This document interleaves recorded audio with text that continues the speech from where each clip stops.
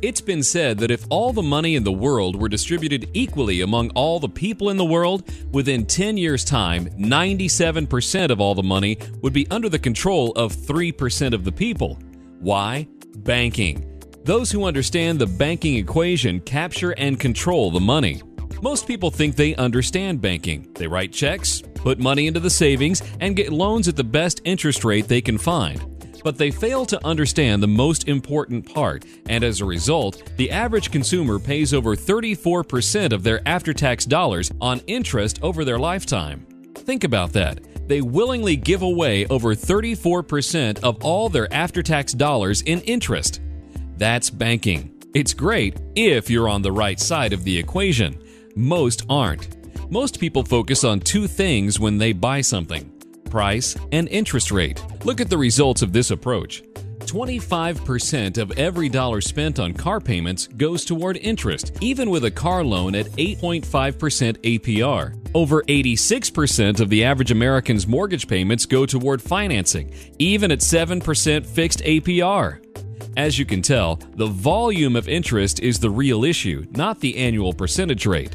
It's like going to the doctor's office to get a shot of some kind. It's not the rate at which the medicine is injected into you, it's the volume.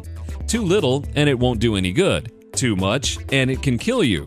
The truth is that price and interest rate are not the reasons why Americans waste over 34% of their income in interest. It's the banking equation that's the problem. You're about to learn how you can pay yourself the 34.5% interest that you are currently paying to banks and financial institutions. That change will have a dramatic financial impact for you in just a few short years. In fact, it could amount to over $1 million on your next 11 car purchases alone. The first principle you must understand is that you finance everything you buy. You either pay interest to someone else or you give up interest you could have earned otherwise, which is called opportunity cost. As mentioned earlier, the average American spends 34.5% of all of their after-tax income on interest for their mortgages, car loans, and credit cards, and saves less than 5%. Yet all financial discussions focus on getting a higher return on the 5% of savings, completely ignoring the 34.5% spent on interest. What a tragedy! That's like making $100,000 per year in after-tax income, spending $34,500 on interest, and saving $5,000. You would have to get a 690% return on your $5,000 in savings to make up for the $34,500 spent on interest. Do you know anyone getting a 690% return on their savings each year? The real problem is the $34,500 being spent on interest. It's not practical to think you can make it up by getting a higher return on the $5,000 in savings. That's like flying an airplane that's only capable of flying 100 miles per hour right into a 345 mile per hour headwind. No matter how hard you try, you're moving backwards at 245 miles per hour. You'd be better off to land your plane and wait until the wind changes direction. Eventually, you'll get a nice tailwind of 345 miles per hour. Then, your 100 mile per hour plane will be moving at a ground speed of 445 miles per hour. Now, we all know that in the airplane world, you can't control the environment in which you fly. However, in the financial world, thanks to the infinite banking concept, you can, by becoming your own banker. This will allow you to recapture all of the interest you're currently giving to banks, credit card companies, and other finance companies, so you can literally pay yourself all of the money that you are currently paying out in interest and other financing costs. So in our example, instead of paying banks $34,500 per year in interest, you can pay yourself $34,500 per year in interest, which amounts to $69,000 more per year, not including the $5,000 you're already saving. Becoming your own banker does not require getting a bank charter from the bank commissioner or a building or anything like that. The simplest way to becoming your own banker is to use a mechanism that has been around for over 200 years called participating, dividend-paying whole life insurance, known as permanent insurance, which is very different than term insurance. Term insurance is the equivalent to renting coverage for a specified period of time or a specific term. and pays the beneficiary a promised face amount as a death benefit if the insured person dies during the term. If not, the cost of the insurance increases since the insured person is now closer to death. This continues to happen until at some point it is simply cost prohibitive to continue with term coverage, so the coverage is typically dropped. Permanent life insurance, on the other hand, insures a person for life. The insurance company hires actuaries and rate makers to estimate how much money must be collected in order to pay the eventual death benefit, yet still make the profit they desire. In order to determine this, they estimate how much money they will earn through investing the premium payments, how much it will cost them to manage the investments, the time period over which premiums will be paid, and the life expectancy of the insured person. Finally, to determine the amount of the premium payments, they must know how often and over what time period the premiums will be paid, which is known as the payment period. Shorter payment periods have higher premiums because they are effectively paying in advance for the cost of insurance. The shorter the payment period, the better suited it is for the purposes of the infinite banking concept. To understand why, let's break down a typical premium payment. Assume the actuaries and rate makers determined you would have to pay $20 to the insurance company for them to be able to run their company, make their desired profit, and be able to pay your beneficiaries the death benefit upon your passing. If $20 is their best estimate, they're going to charge you $25 to build in a little margin for error. Let's say you decided to shorten the payment period, so your actual premium was $50. A little bit of that, say 50 cents, will be spent by the insurance company to pay their employees who run the company. The insurance company will invest the remaining amount into bonds, mortgages, real estate developments, or joint ventures with other private organizations, unless the owner of the policy exercises their contractual right to use the money elsewhere. That is the key to becoming your own banker. Every life insurance policy, which is a contract, plainly states that the owner of the policy, who is the person that pays the premiums, outranks every potential borrower in access to the money that must be lent. So what does this mean? This means that the owner has absolute control over the investment function of the company.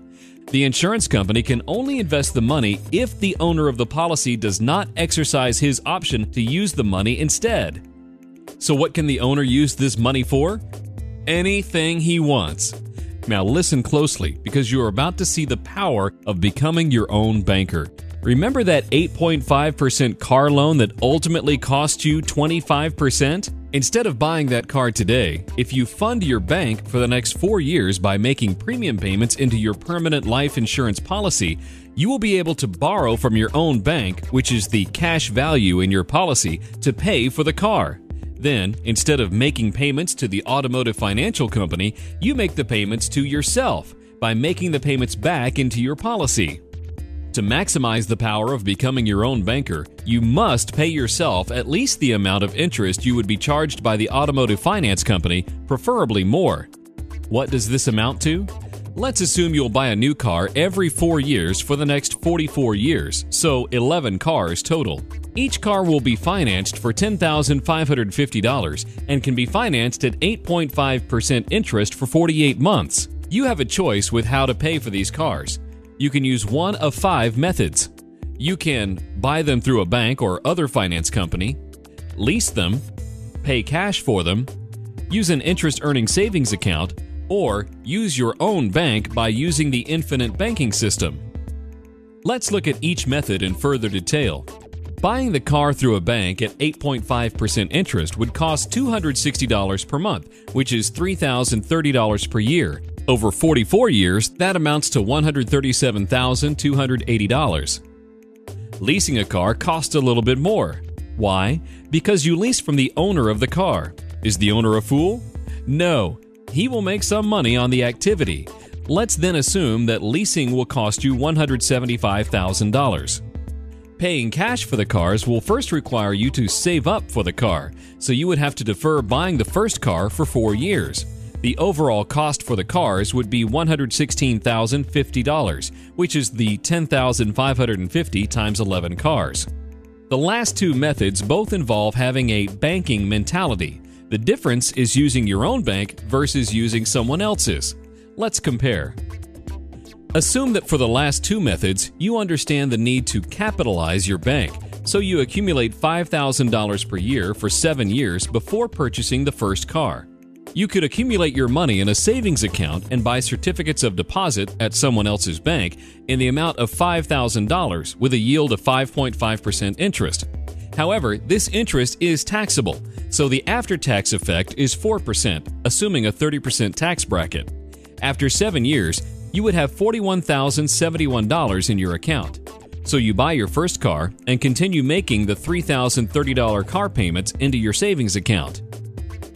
By year 50, you would have $258,927 in this account.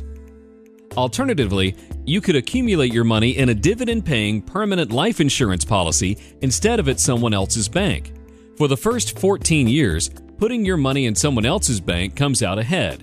But from that point forward, the infinite banking concept is favored in an accelerating fashion. In fact, by year 50, you will have $964,638. That's $705,710 more than putting your money in someone else's bank. Why is this? Because when you become your own banker, you are the only owner of your bank, so you receive the profits that would otherwise go to the bank. It's that simple and that powerful. There really is no comparison. Plus, by using a dividend-paying permanent life insurance policy as your bank, you get the other inherent benefits with life insurance policies. Namely, the dividends paid on a life insurance policy are not taxable. The money you borrow from the cash value is not taxable. And the cash value is protected from creditors and judgments in most states. By becoming your own banker, you will soon be in a position to stop supporting the employees and shareholders of other banks and finance companies through all the interest you're paying to them, and instead use that money to support you and your family. Becoming your own banker will prove to be one of the wisest decisions of your lifetime.